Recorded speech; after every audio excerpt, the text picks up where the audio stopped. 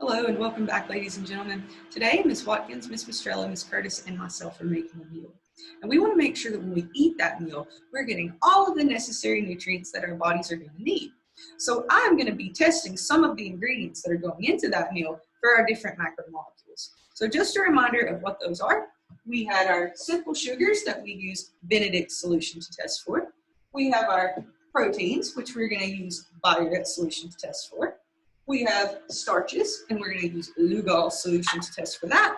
And we have our lipids, or fats, and we're going to use the solubility test where we mix ingredients with water to see if we can get them to dissolve. Now, I'm not testing all of the ingredients, just 6 that we're going to be using. And the meal that we're making today is chicken Alfredo pasta with Caesar salad. We're also going to have some garlic bread and cinnamon rolls. We're not going to test those for our macromolecules. All right, so the 6 ingredients that we're looking at are Alfredo sauce, which is just heavy cream, butter, and a little bit of cheese. We have some minced garlic mixed with water, some minced lettuce mixed with water. We have some crushed whole grain pasta that I've mixed with water. We have some grapes that I've crushed and mixed with water. And we have some chicken that I have crushed and mixed with water. And in order to test these for macromolecules, we're going to have to run one test at a time. So I have my test tubes labeled 1 through 6 to match the different foods that we're going to be using. And I'm going to set this lab up in much the same way that I have set up all of our other labs by putting 2 pipettes of each solution into the appropriate test tube without contaminating. Now, as I'm doing this, I want you guys to make your hypothesis. Which foods do you think are going to test positive for these macromolecules? You can do this one at a time if you want. Right now, we're going to be testing for simple sugars using Benedict's solution. So you can think about which ones of these foods might have simple sugars in them. So now I've got everything set up and I'm putting my Benedict solution into each test tube. And I'm just going to use 1 pipette's worth of Benedict's in each test tube. I really don't need that much, but just because we're recording this and we're trying to put this online for you, I'm using 1 pipette's worth, hopefully to make it easier for you to see. Now remember, when we put Benedict's into our solutions, it's not going to change colors automatically. We have to boil it. So I'm going to do 3 test tubes at a time. I'm just going to sit this in my boiling water. We're going to wait for a few minutes, give it about 1 minute, and if it has not changed, then it's not going to. Okay, so we have boiled all of our solutions, and now we can see that we do have several that have turned orange. Number 1 has some simple sugars in it. We can see that we have an orange coloration. Number 3, we have an orange coloration. And number 5, we have a nice orange coloration. The rest of these are still pretty faint, pretty blue.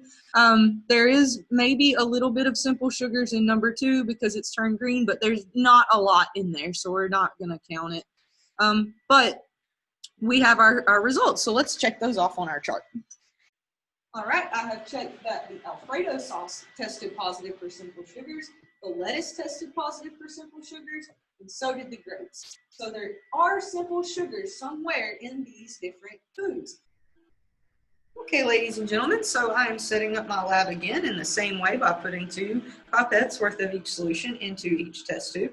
And this time I'm going to be testing for starches. So I want you guys to make your hypothesis, think about which ones of these foods might test positive for starch, bearing in mind that starch is the way that plants store their sugar, usually in their roots, but sometimes in special storage leaves, like you would see with onions. Now that I'm all set up, I'm just going to drop a couple of drops of Lugol's solution into each test tube and look for a dark black or purple color. And if I have that purple color or black color, then I know that I have starches.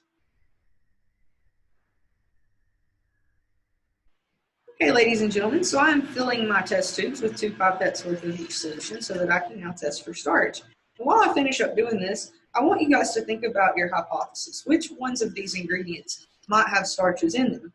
Keep in mind that starch is a way that plants store their sugar, usually either in their roots, seeds, or special storage leaves like you might see with an onion.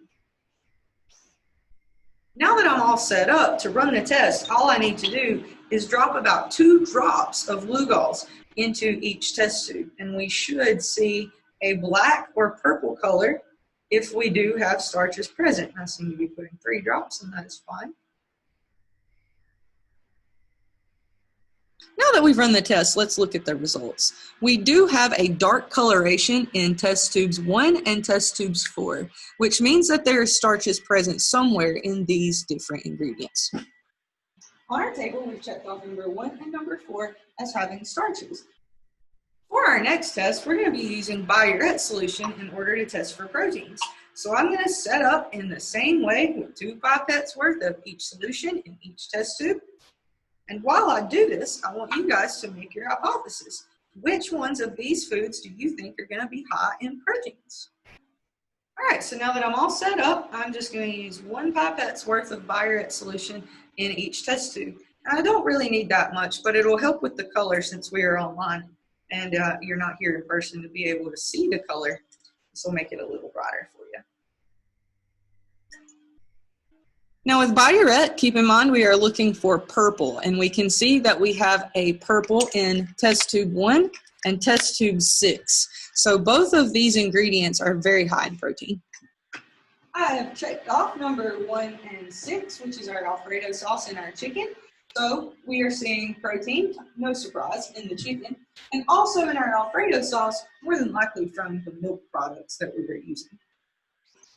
All right, so I'm setting up for the last test, and this is going to be testing for lipids or fats. And to do this, we're going to use the solubility test, which means we're going to mix these different products with water and see if they form layers. And if we have layers present, then we know we have fats present in our different ingredients. Now, keep in mind that this test will not tell us if we have saturated or unsaturated fats, but saturated fats typically come from animal products, and unsaturated fats typically come from plant products. And we often think of saturated fats as those that are bad for you. Now, please make your hypothesis and guess which ones of our 6 ingredients have lipids. Now that I'm all set up, I'm just going to drop some water into each test tube and see if we have the layers. And I have colored the water green just to make it easier for us to see.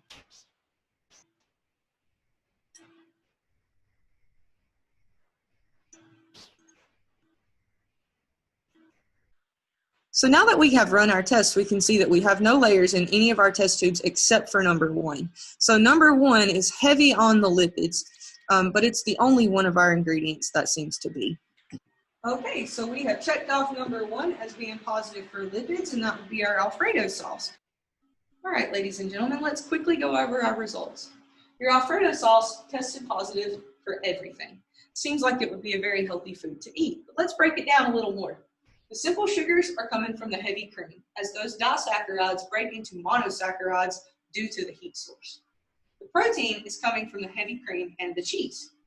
The starches, that's kind of surprising because all of the ingredients in Alfredo sauce are animal-based, and starch is a plant product. So the starch is probably coming from a preservative, most likely used to keep our cheese fresh. We have lipids, and those are coming from all of our ingredients, the heavy cream, the butter, and the cheese, all of which are animal byproducts. So we can say pretty safely that this Alfredo sauce is heavy on the saturated fat.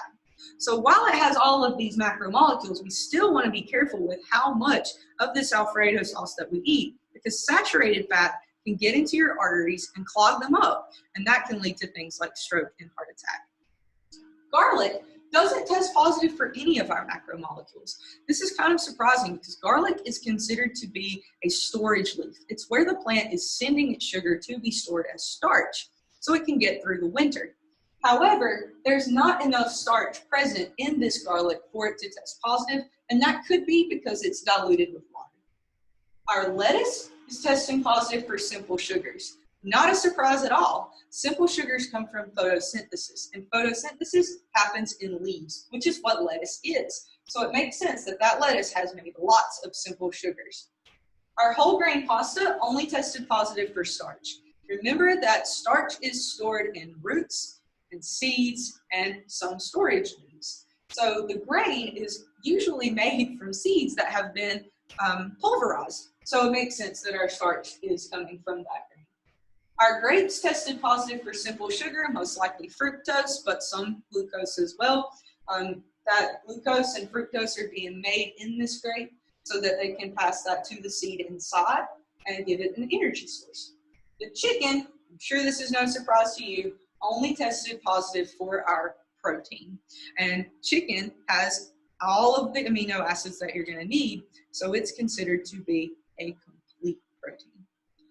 All right, well, I hope that was informative for you. So we do have a fairly healthy meal with all of the macromolecules and nutrients that we're going to need for our bodies.